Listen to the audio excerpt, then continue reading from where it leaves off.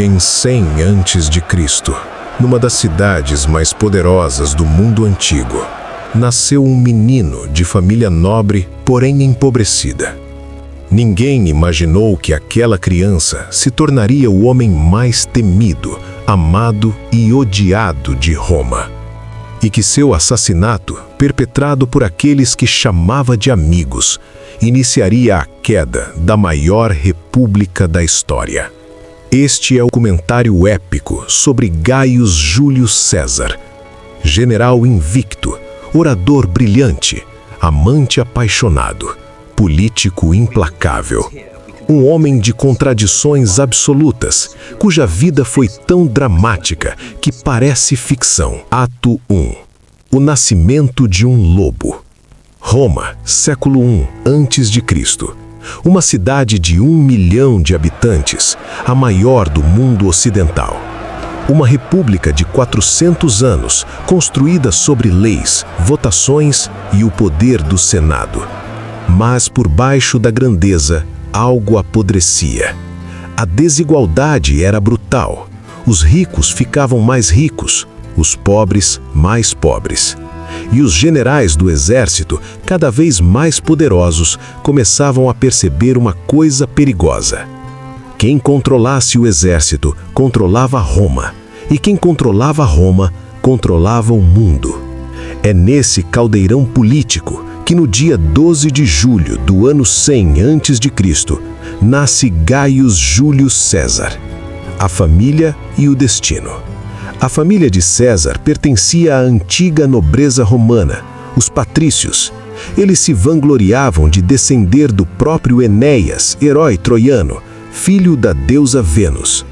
Era uma linhagem de sangue divino, pelo menos era isso que diziam. Mas havia um problema. A família era nobre de nome, não de dinheiro. O jovem César cresceu num bairro popular de Roma chamado Subura, um lugar barulhento, perigoso, cheio de imigrantes e trabalhadores pobres. Essa contradição, sangue nobre, vida simples, moldaria para sempre o caráter de César. Ele nunca esqueceria de onde veio e nunca deixaria o povo romano esquecer quem ele era. Um aristocrata criado entre o povo, um homem que falava a língua dos dois mundos. Essa seria sua maior arma. O primeiro perigo e a primeira fuga. Com apenas 16 anos, César perde o pai de repente. Assume o papel de chefe da família. Mas o destino tem outros planos, e bem mais perigosos. O ditador Sula está no poder. Ele purga Roma de seus inimigos, e a família de César estava do lado errado. O tio de César, o poderoso general Mário, havia sido inimigo mortal de Sula. Sula exige que o jovem César se divorcie de Cornélia, filha de um aliado de Mário. Uma prova de lealdade, uma humilhação pública. César recusa. Exijo que se divorcie de Cornélia agora. Eu não farei tal coisa, senhor. Então você assinou sua própria sentença de morte. Com menos de 20 anos, César diz não ao mais poderoso de Roma. Não era coragem, era maluquice. Mas era também o primeiro sinal de quem ele seria. Sula o condena. César foge para o interior da Itália, doente de malária, trocando de esconderijo toda noite. Seus amigos compram sua vida com ouro. E Sula, dizem as fontes, teria dito uma frase que ecoa pela história. Cuidado com esse menino de cinto frouxo. Dentro dele existem muitos Mários. Sula não sabia o quanto estava certo. Ato 2. O surgimento do conquistador. Sequestrado por piratas, e a vingança que ninguém esperava. Com Sula morto, César volta a Roma. Decide aprimorar sua oratória, a espada mais poderosa no mundo político romano. Embarca para a ilha de Rhodes, famosa por seus mestres de retórica. Nunca chega lá. No meio do mar Mediterrâneo, o navio de César é atacado por piratas cilícios, os criminosos mais temidos do mar. César é capturado. Os piratas exigem 20 talentos de prata pelo resgate. César ri deles e exige que aumentem o valor para 50. Sequestrado por piratas, César negocia seu resgate para cima, porque achava que o valor inicial era uma ofensa à sua importância. O que acontece a seguir é mais estranho ainda. Durante as semanas de cativeiro, César se comporta como se fosse o dono do navio pirata. Escreve poemas e discursos, obriga os piratas a ficarem em silêncio quando ele quer dormir. Brinca que quando for solto, voltará e os crucificará. Quando eu for solto, voltarei e vou crucificar todos vocês! Os piratas riam, pensavam que era uma jogada. Não era. Pago o resgate, César vai imediatamente ao porto mais próximo, equipa uma frota, caça cada um dos piratas e os crucifica, exatamente como havia prometido.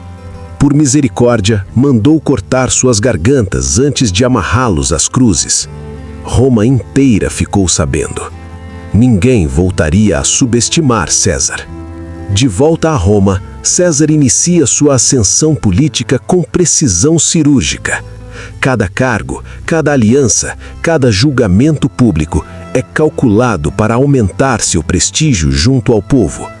Ele se torna questor, edil, pretor. Em cada posto gasta fortunas que não tem para organizar jogos, banquetes, obras públicas.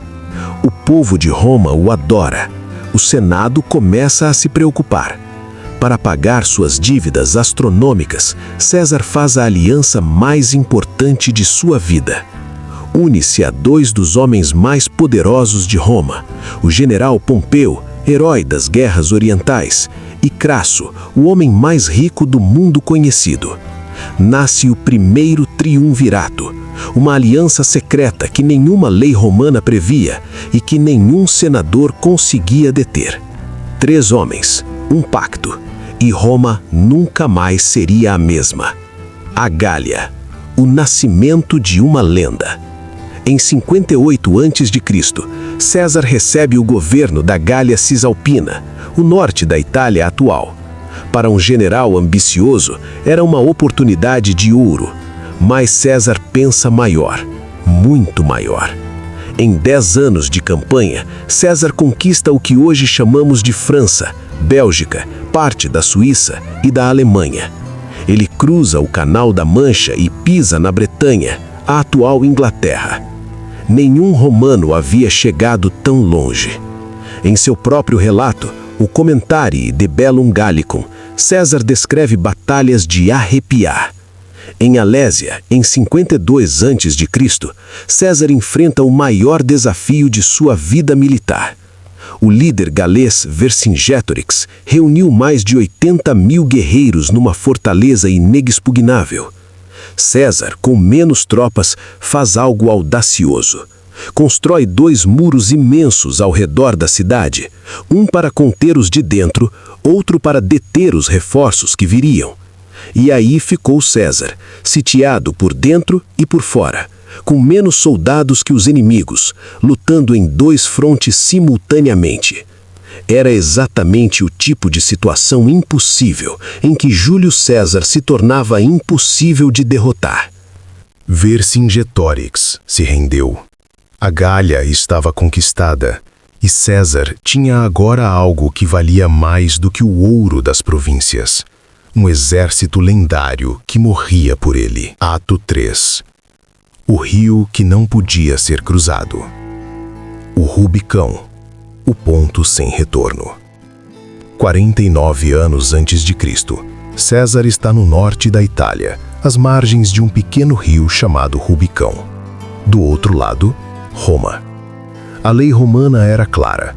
Nenhum general podia cruzar o Rubicão com seu exército em armas. Fazê-lo era declarar guerra à República. O Senado, com Pompeu ao seu lado, havia dado um ultimato. César deveria licenciar suas legiões e retornar a Roma como cidadão comum, entregando-se ao julgamento político de seus inimigos. César sabia o que isso significava: o fim de sua carreira, sua riqueza e provavelmente sua vida. Às margens do Rubicão, Na madrugada de janeiro de 49 a.C., Júlio César tomou a decisão que mudaria o mundo ocidental para sempre. Ele virou para seus soldados e disse em latim: Alea iacta est. A sorte está lançada!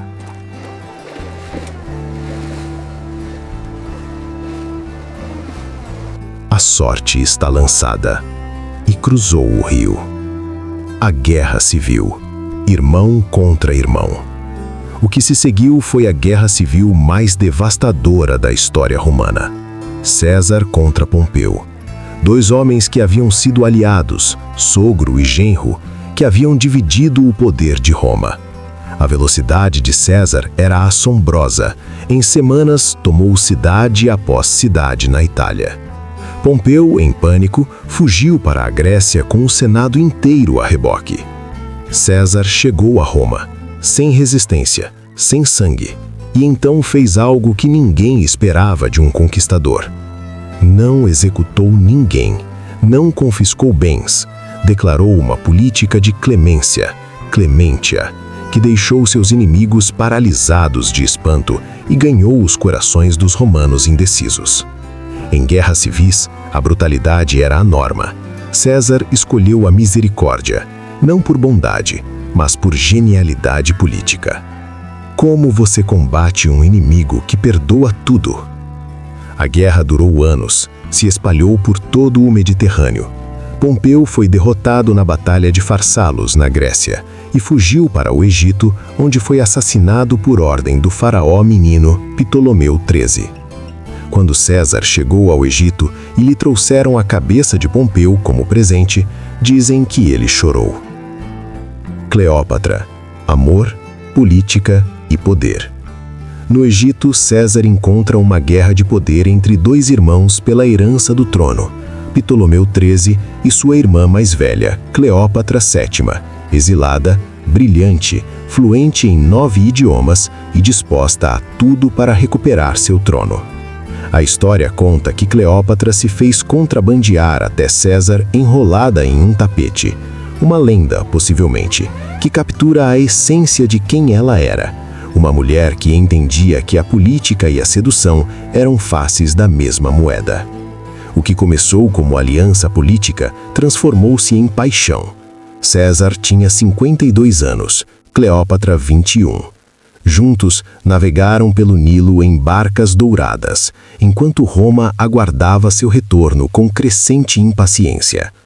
O homem que cruzou o Rubicão para conquistar Roma estava agora navegando pelo Nilo com uma rainha egípcia. Seus inimigos em Roma sorriram.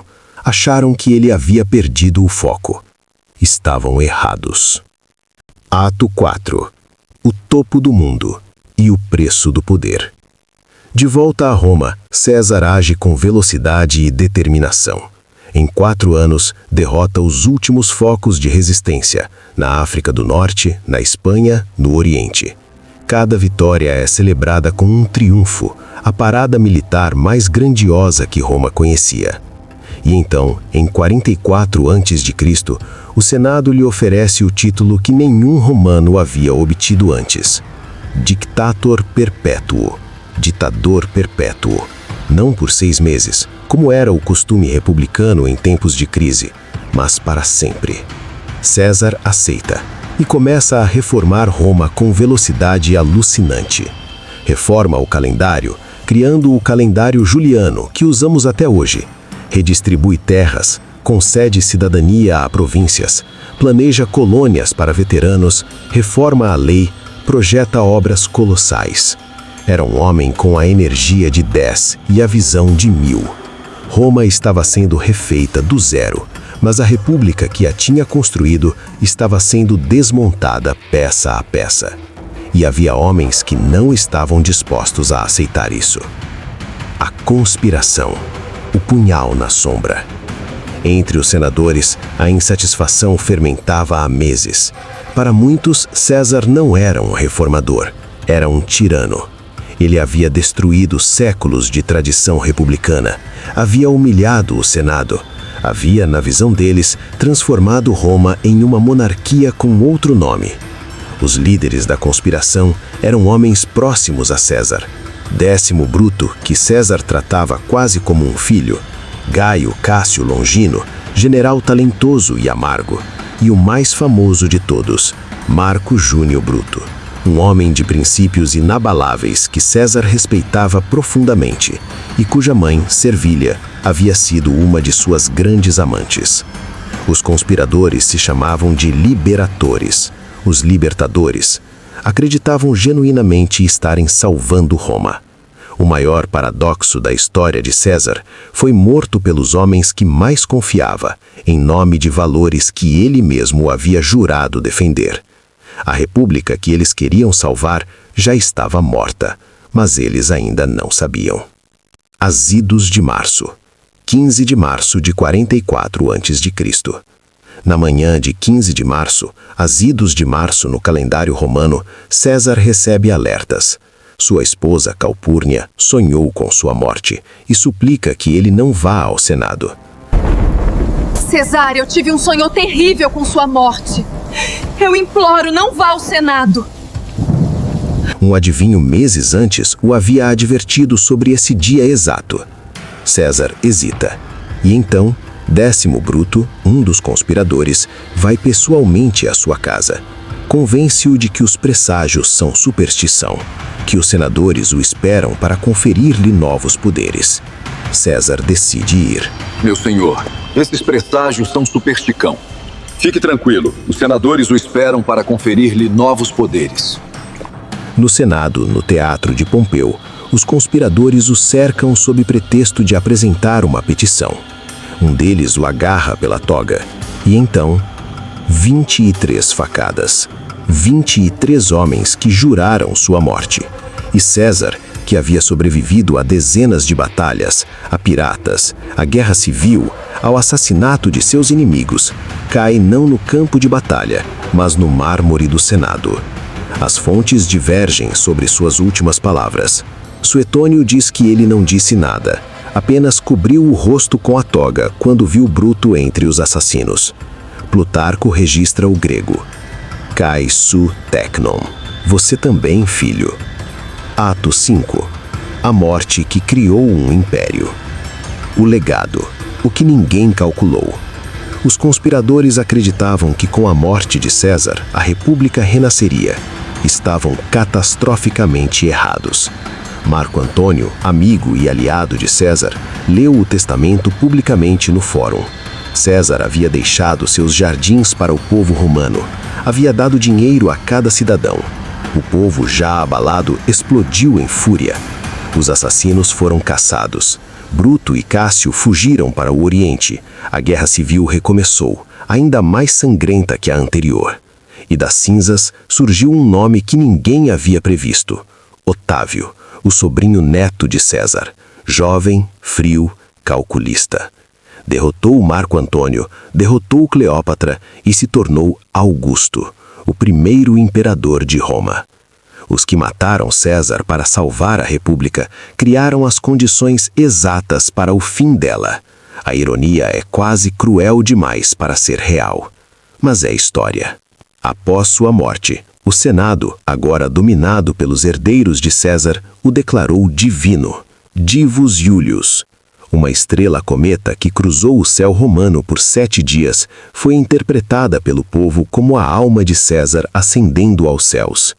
Otávio Augusto, ao se tornar imperador, incluiu em seu título oficial as palavras Divi Filius, filho do Divo, filho de um deus.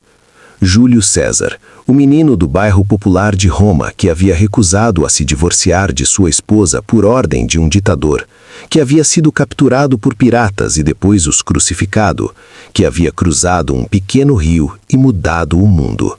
Esse homem se tornava imortal. Epílogo. O que ele deixou para nós. 2000 anos depois, o nome César ainda está entre nós, talvez mais do que percebemos. O mês de julho leva seu nome. O calendário juliano, reformado por ele, é a base do calendário que usamos até hoje. As palavras Kaiser em alemão e Czar em russo derivam diretamente de Caesar. Os líderes que vieram depois dele, de Augusto a Napoleão, de Alexandre a Churchill, estudaram sua vida, suas campanhas, suas estratégias políticas. Ele é talvez o personagem histórico mais estudado, encenado e debatido da civilização ocidental. Por quê? Talvez porque a história de César seja, no fundo, a história de todos nós. Um homem de ambição e genialidade, capaz das maiores grandezas e das maiores tragédias. Um homem que acreditava que era insubstituível. E talvez estivesse certo, mas que pagou por isso com a vida. Júlio César não foi apenas um homem. Foi uma ideia. E as ideias, como ele mesmo provou, são muito mais difíceis de matar do que os homens.